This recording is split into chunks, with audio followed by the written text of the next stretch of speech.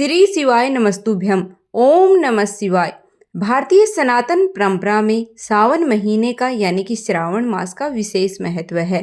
यह महीना हिंदू पंचांग के अनुसार चतुर्मास का दूसरा मास होता है। यह वह समय होता है जब धरती पर हरियाली छा जाती है, नदियाँ कलकल बहती हैं और प्रकृति अपने चरम सौंदर्य में होती है। यह पावन मास भगवान शिव को समर्पित होता है।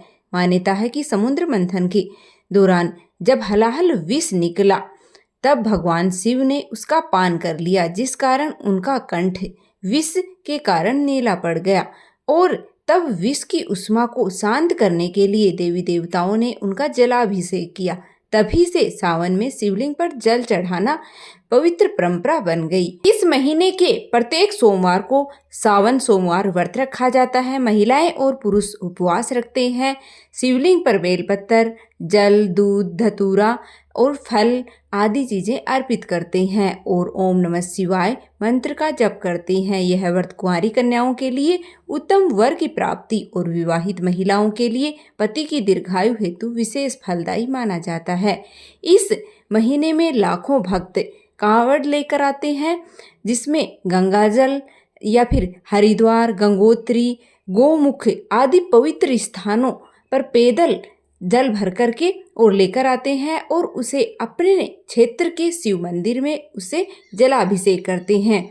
और वहीं इस मास में कुछ प्रमुख व्रत और त्योहार भी आते हैं, जैसे कि हरियाली तीज, नाग पंचमी, रक्षाबंधन और श्रावणी पूर्णिमा आदि। श्रावण मास भगवान शंकर का मास है। इसे श्रावण भी कहते हैं क्योंकि इस मास में पूर्णमासी श्रावण नक्षत्र से युक्त होती है। आइए जानते हैं साल 2026 में सावन का महीना कब से शुरू हो रहा है और कब समाप्त होगा। इस बार सावन का मास प्रारंभ होगा 30 जुलाई गुरुवार को और सावन मास की समाप्ति होगी 28 अगस्त शुक्रवार को। सावन का महीना कुल 30 दिनों का रहने वाला है और इस बार सावन की शुरुआत बहुत ही शुभ संयोगों के साथ हो रही है, क्योंकि इस दिन आयुष्मान योग पूरा दिन रहेगा।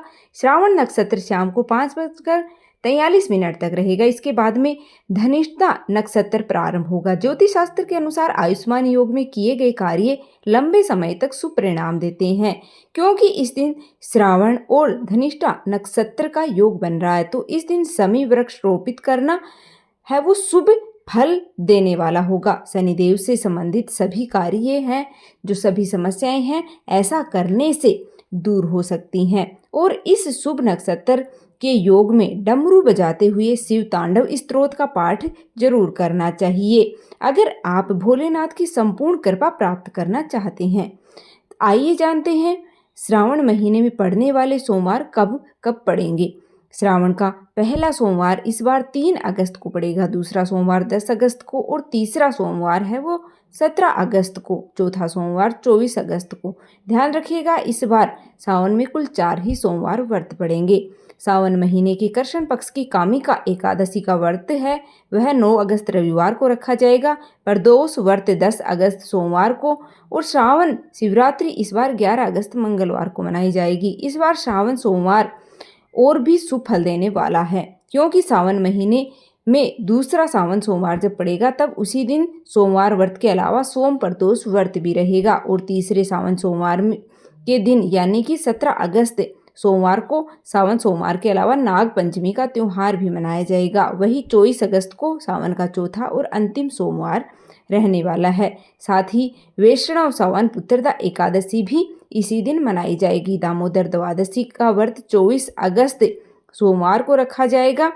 तो इस बार भगवान शिव की पूजा अर्चना के साथ साथ जगत के पालनहार श्री लक्ष्मी नारायण भगवान की कृपा का अवसर भी आपको सावन सोमवार के दिनों में प्राप्त होने वाला है। इसलिए आप अपनी श्रद्धा, लगन और सच्चे भाव से पूजा करके हो सके तो उपवास रखें, नहीं तो पूजा पाठ के अलावा कुछ धार्मिक कार्य जरूर करें।